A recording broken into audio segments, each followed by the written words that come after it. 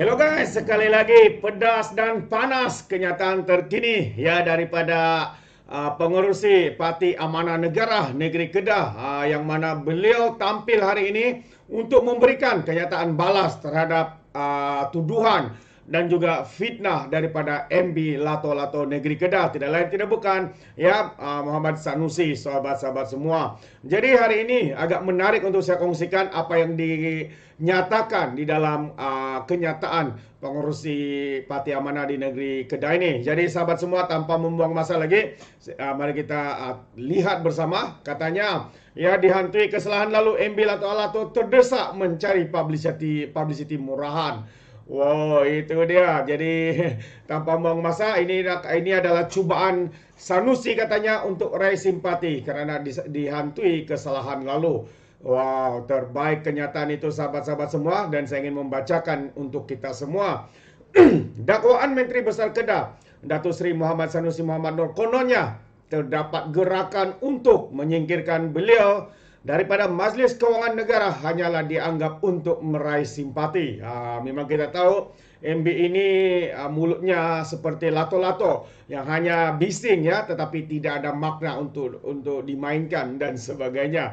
Jadi pengurusi Parti Amanah Negara Kedah Datuk Dr. Ismail Saleh menyifatkan dakwaan itu sebagai tiada apa-apa. Apatah lagi, Sanusi mengakui tidak mempunyai bukti untuk menyokong dakwaannya kerana gerakan tersebut belum menjadi realiti. Inilah perangai lebay-lebay.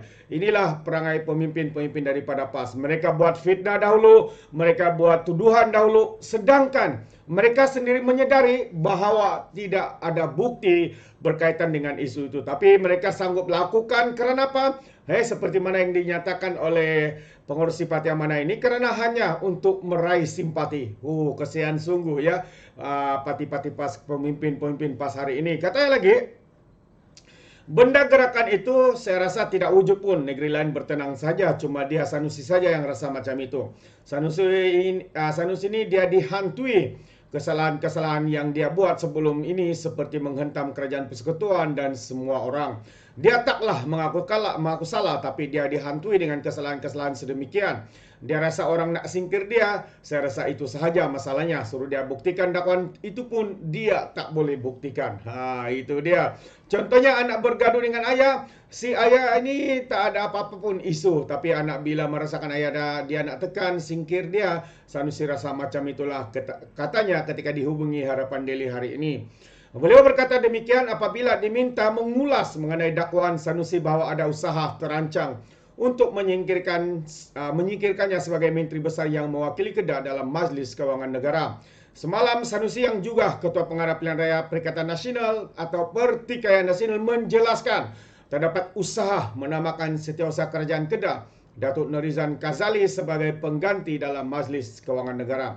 Katanya, saya bercakap sebelum benda ini berlaku dan saya tak boleh biarkan perkara ini berlaku. Kalau orang minta bukti, memanglah tiada bukti sebab gerakan ini belum menjadi kenyataan, katanya. Macam mana dia tahu ini gerakan ini akan berlaku kalau ianya pun belum berlaku? Macam Pak Nujum Pak Belalang pula dia ni, boleh meramal masa depan. Memang sudah sesat ya pemimpin ini. Ya, mereka akan kata cakap tak ada bukti, nak bukti macam mana kalau benda belum jadi, tapi saya akan pastikan gerakan ini tak akan berlaku, katanya. Memang kita tahu ya, dia akan cuba memainkan sentimen di sini. Sentimen kononnya dia mau dijatuhkan, kononnya mau dia disingkirkan dan sebagainya. Tapi semua itu hanya sok sendiri. Ini namanya MB sok sendiri namanya. Jadi mengulas lanjut, Ismail yang juga ahli Dewan Undangan Negeri Adun Pengkalan Kundur menyifatkan sehingga kini Sanusi dilihat masih mau bermain dengan sentimen bahawa negeri Kedah ditekan oleh kerajaan persekutuan.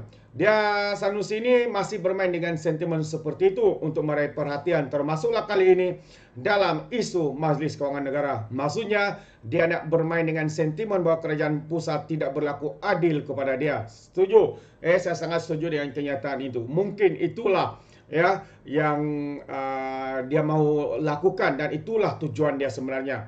Jadi katanya lagi, saya merasakan selepas ini akan timbul lagi isu lain dan ia tak akan berhenti di sini sebab perasaan itu dah menghantui dia. Perasaan yang selama ini dia hentam orang, sekarang ini dia menghantui dia semula macam ada orang, macam ada lembaga hitam yang datang, ujarnya. Itu dia. Inilah yang berlaku kepada individu-individu yang terlalu banyak membuat dosa, membuat fitnah, membuat tuduhan. Ya, apapun dia cuba lakukan, dia merasakan kononnya ada orang yang cuba menjatuhkan dia, kononnya ada orang cuba menyingkirkan dia. Ini adalah satu penyakit, ya, penyakit yang memang tidak ubat.